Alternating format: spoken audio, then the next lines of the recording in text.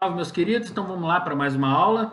O assunto da aula de hoje é fisiologia humana, ou seja, nós vamos falar a respeito do funcionamento do organismo humano, com um pouquinho de anatomia humana, né, já que a gente vai falar de um sistema específico. Esse sistema é o sistema nervoso, é justamente o sistema responsável pela homeostase. O que é a homeostase? É o equilíbrio do funcionamento do organismo. O sistema nervoso a gente vai estudar basicamente da seguinte maneira. Inicialmente eu falo para vocês um pouquinho a respeito da histologia, ou seja, do tecido formador do sistema nervoso chamado de tecido nervoso, que ele é composto por células básicas. A principal delas se chama neurônio. Então a gente vai ver um pouquinho a respeito da estrutura do neurônio. Depois que eu mostrar para vocês a estrutura do neurônio, eu falo para vocês como acontece a transmissão do impulso nervoso, que é um impulso elétrico, passando pelo neurônio e de um neurônio para o outro, tá? A comunicação entre os neurônios, que é chamada de sinapse. E depois da gente falar a respeito dessa transmissão de impulsos nervosos, eu passo para a parte da anatomia e também da fisiologia do sistema nervoso central. Esse sistema nervoso central, ele é composto pelo encéfalo e pela medula espinhal. Então vamos nessa, segue comigo. Inicialmente, histologia, tecido nervoso é o assunto que a gente começa a falar. Para essa aula de hoje, eu estou usando como suporte um material que a gente encontra num site chamado planetabio.com. Eu vou deixar aqui na descrição do vídeo para vocês o link. É um site que traz informações interessantes e também algumas atividades para a gente reforçar o assunto. Então, quando a gente fala de sistema nervoso, pessoal, basicamente o sistema nervoso é composto pelas seguintes células. Neurônios, que são essas células aqui, e por células chamadas de células da glia, que tem uma responsabilidade que a gente vai falar daqui a pouquinho, tá? O neurônio, meus colegas, é basicamente composto por isso aqui. Essa região aqui se chama corpo celular. Aqui a gente encontra o núcleo, aqui a gente encontra organelas, como por exemplo, uma mitocôndria. E por prolongamentos desse corpo celular, que são chamados de dendritos. E toda essa região, que também faz parte do neurônio, que se chama axônio. Geralmente o axônio ele é revestido por uma espécie de uma capa protetora.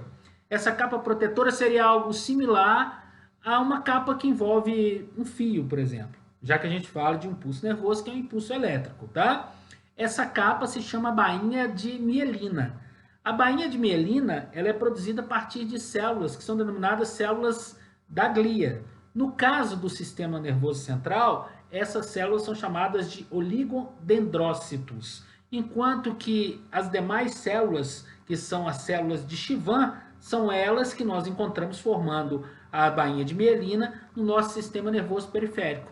O sistema nervoso periférico, que é composto pelos gânglios e também pelas fibras nervosas ou nervos, que partem tanto do crânio quanto para a medula. Como eu optei por fazer duas aulas, na aula de hoje a gente fala do sistema nervoso, do tecido nervoso, e uma próxima aula a gente fala a respeito do sistema nervoso periférico, tá? Então vamos dar mais uma recapitulada. Aqui a gente tem o corpo celular. O corpo celular tem expansões e essas expansões são chamadas de dendritos. Aqui nós temos essa região, que é a região chamada de axônio, que em algumas células são revestidas por uma bainha chamada bainha de mielina. Essa bainha de mielina é originada a partir de células chamadas de células da glia. Quando a gente for falar a respeito da transmissão de impulsos nervosos, eu vou falar justamente para vocês como acontece essa transmissão, o sentido. O sentido sempre vai ser do dendrito em relação ao axônio, em direção ao axônio. Então, o que eu havia acabado de falar para vocês, a gente tem aqui a demonstração. É como ocorre essa transmissão direta.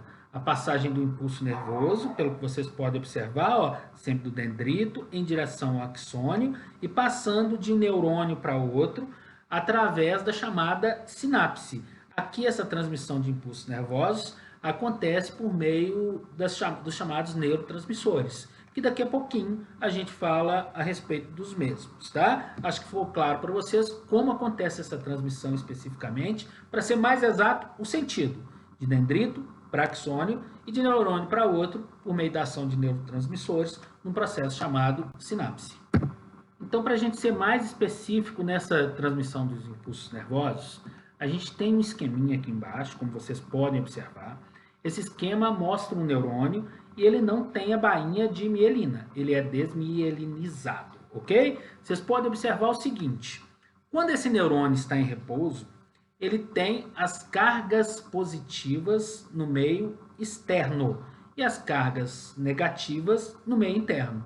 O que mantém essa chamada polarização no neurônio em repouso, quando não está acontecendo a transmissão dos impulsos nervosos, é por meio de um processo, que é um processo chamado de bomba de sódio e potássio, que é um transporte ativo. Esse transporte ativo acontece na membrana da célula e acontece exatamente com gasto de energia. Por isso que é um chamado processo ativo. Nesse processo das bombas de sódio e potássio, para que aconteça toda essa transmissão de impulsos nervosos, obrigatoriamente o potássio é mantido em maiores quantidades dentro da célula, no meio intracelular, e o sódio, para equilibrar essa concentração de potássio, ele é mantido em maiores quantidades no meio extracelular, ou seja, fora da célula. Mas quando acontece o momento da passagem desse impulso elétrico, da passagem desse impulso nervoso, em questão de 1 milésimo de segundo, por ação da entrada, nesse momento, de uma grande quantidade de sódio que atravessa a membrana celular, vai acontecer a despolarização. O que é a despolarização? Uma troca. A carga positiva que estava no meio externo, ela passa para o meio interno e vice-versa. A negativa que estava lá no meio interno passa para o meio externo. É justamente essa despolarização que permite a passagem do impulso elétrico. Aqui a gente tem uma animação que demonstra exatamente o que está acontecendo. Vocês estão observando que há uma troca, é uma troca rápida, que dura em média cerca de 1 milésimo de segundo. Carga positiva para dentro, carga negativa para fora. Isso permite a passagem do impulso nervoso. Lembrando para vocês, isso acontece no neurônio sem a bainha de mielina. No neurônio que é mielinizado, com a bainha de mielina, acontece de forma diferenciada. Vocês podem observar que essa região aqui do axônio, né? Ela também tem a polarização. Vocês estão observando que ele está em repouso, carga positiva fora, carga negativa dentro. Só que não ocorre uma passagem no axônio por inteiro, como a gente viu aqui no caso do neurônio que não tem a bainha de mielina. Aqui a gente tem uma região chamada de nó ou nódulo de Ranvier. E o impulso nervoso ele não vai passar de forma linear durante todo o axônio. Ele vai saltando. Isso acontece quando o neurônio é mielinizado, quando ele tem a bainha de mielina. Vai acontecer o mesmo processo, tá, pessoal? Ou seja, vai despolarizar. Positiva vai para dentro, negativa vai para fora, ocorre a transmissão de impulsos nervosos, só que ele vai saltando. É um processo muito mais rápido do que o processo anterior que eu mostrei para vocês aqui embaixo, que é o processo onde não tem a chamada bainha de mielina. Beleza? Acho que ficou claro para vocês. Vamos dar sequência então no assunto? Então a gente acabou de ver como que acontece a transmissão desse impulso nervoso dentro do próprio axônio do neurônio. Só que essa informação ela passa de um neurônio para outro, de dendrito para dendrito. Existe um espaço entre os neurônios chamado espaço sináptico, ou simplesmente sinapse, onde essa informação nervosa também tem que passar. Só que aqui, essa informação nervosa, ela é passada por meio de neurotransmissores, que são mediadores químicos que atuam diretamente no processo. Os principais mediadores químicos são adrenalina, dopamina, serotonina, noradrenalina e acetilcolina. Pela animação também, eu mostro para vocês exatamente como acontece o processo. Essa, gente, da forma que eu falei para vocês, vai despolarizando, né? Com a despolarização, o impulso nervoso foi passado ao longo do axônio. Só que chega em determinado momento, após essa passagem por despolarização, que vai chegar no espaço sináptico. Aqui atuam os mediadores químicos e transmitem essa informação nervosa de um neurônio para outro. Então, nessa parte, com que eu acabei de falar para vocês, eu passei o básico da histologia, ou seja, do tecido nervoso em si e da célula principal. Essa célula se chama neurônio e como acontece a transmissão de impulsos nervosos dentro do próprio axônio e por meio da sinapse, na passagem de um neurônio para outro. Então vamos lá. Sistema nervoso central. Ele é formado basicamente pelo encéfalo e pela medula espinhal, ambos protegidos por estrutura óssea. No caso do encéfalo, ele é protegido pela caixa craniana, enquanto que a medula espinhal é protegida diretamente pela coluna vertebral. O sistema nervoso central, ele funciona como uma central de comando do organismo. Então, ele vai captar aquele estímulo do meio ambiente, vai interpretar esse estímulo do meio ambiente e vai transmitir por meio de respostas o que ele interpretou aos demais órgãos do corpo humano. São as chamadas respostas fisiológicas. No caso do encéfalo, que faz parte do sistema nervoso central, ele pesa, em média, algo em torno de 1,3 kg e ele é dividido em 4 órgãos. São eles: o cérebro, o cerebelo, a protuberância, que é conhecida como ponte, e a região conhecida como bulbo. A partir de agora, a gente vai ver por meio da animação o que é cada um deles e a principal função realizada. Aqui nós temos o cérebro. Ele é responsável pela memorização, é responsável pela interpretação, pela coordenação motora do organismo, por controle da temperatura corpórea, das nossas emoções e do nosso raciocínio. É engraçado que muitas vezes as pessoas relacionam emoções ao coração. O coração faz parte do sistema cardiovascular e ele não tem ligação direta alguma com a central de emoções do organismo humano. A nossa central de emoções é o nosso cérebro. Então, a partir de agora, ao invés de desenhar corações quando apaixonado, comece a desenhar pequenos cérebros, porque ele sim é responsável por todas as nossas emoções. Então, o cérebro está ok. A gente passa por essa região aqui, ó. Isso aqui é denominado de cerebelo. Ele é responsável pela tônus muscular do organismo, por total controle da nossa postura corpórea, pela coordenação motora do nosso organismo, pelo equilíbrio corpóreo e também influencia diretamente nas nossas emoções. Essa regiãozinha aqui destacada, ela se chama bulbo. O bulbo, ele é responsável direto por controlar nossos movimentos cardíacos e também por controlar nossos movimentos respiratórios e também influencia diretamente nos movimentos peristálticos.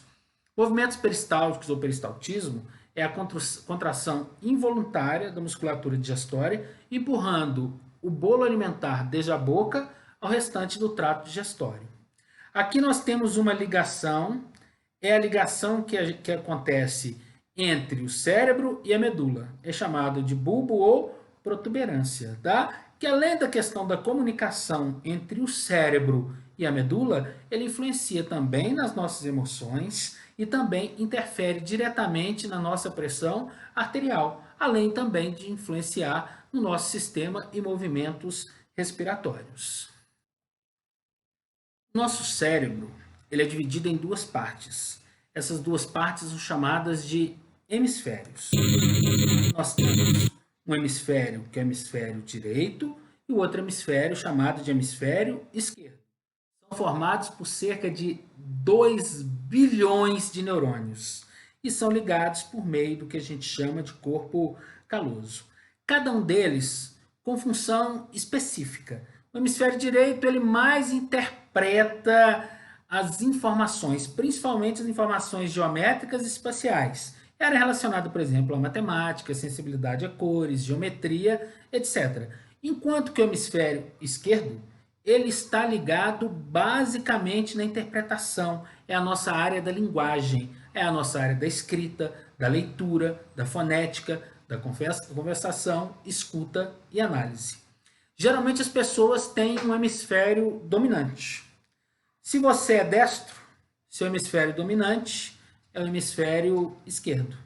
Se você é canhoto, o seu hemisfério dominante é o hemisfério direito. Ok? Tranquilo em relação a essa parte onde nós falamos a respeito do cérebro e seus hemisférios. Essa região do cérebro é chamada de córtex cerebral. O córtex cerebral é dividido em 4 partes. Essas 4 partes são chamadas de lobos. Esse aqui é o lobo frontal. Esse aqui denomina-se lobo parietal. Esse aqui, ó, bem próximo ao cerebelo, se chama lobo occipital. Enquanto toda essa região aqui denomina-se lobo temporal. Cada um deles com função específica. O comportamento motor, a movimentação corpórea, por meio da musculatura esquelética. Isso é função direta do lobo chamado de lobo frontal.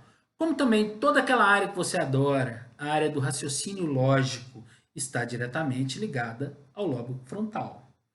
A interpretação... A gente escutou isso, não é? Isso aconteceu graças à ação do chamado lobo temporal. Quando a gente interpreta qualquer estímulo tátil, uma sensação de pressão, uma sensação de aumento de temperatura, uma dor, isso a gente chama de lobo parietal. Agora, qual seja uma interpretação de qualquer estímulo visual, isso acontece graças ao chamado lobo occipital. Então, agora a gente falou a respeito dos 4 lobos. Só recapitulando: frontal, parietal, temporal e occipital.